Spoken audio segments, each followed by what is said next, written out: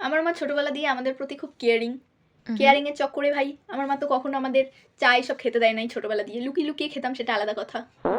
তখন ভালোও লাগতো। এখন আর ভাল লাগে না চা খেতেও।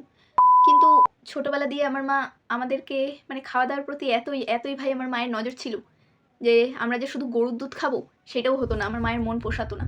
বাবার সঙ্গে ঝগড়াঝাঁটি করে ভাই কি হারে আমাদের কমপ্লান, হরলিক্স এসব খাইয়েছে। আমাকে, আমার ভাইকেই প্রচুর কমপ্লান, হরলিক্স খেয়েছে। আমার ভাইও মনে হয় অত খায়নি যতটা আমি খেয়েছি। কি হলো এত কমপ্লান, হরলিক্স খাইয়ে? পাড়ার সব ছেলেমেয়ের থেকে আমি গেরা। 4 ফুট 11 আমার হাইট। পাড়ার সবার ভাই 5 ফুট 2-3 করে হাইট। আমার একার খালি 4 ফুট 11।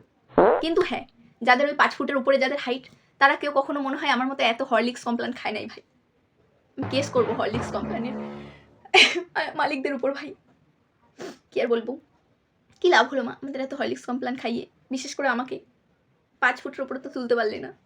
তোমার বাবা দুজনের হাইটই তো ভালো আছে। আমাকে এই হরলিক্স খাওয়ানোর চক্করেই ভাই আমার হাইটটা কমে গেছে। কিছু বলার নেই আমার।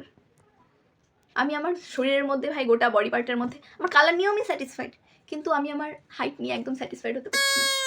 মিনিমাম একটা মানুষের ভাই ঠিকঠাকভাবে হাইট আমার মনে হয় 5 ফুট 2 তো হওয়া উচিতই, 5 ফুট 2। সেইখানে আমার 4 ফুট 11।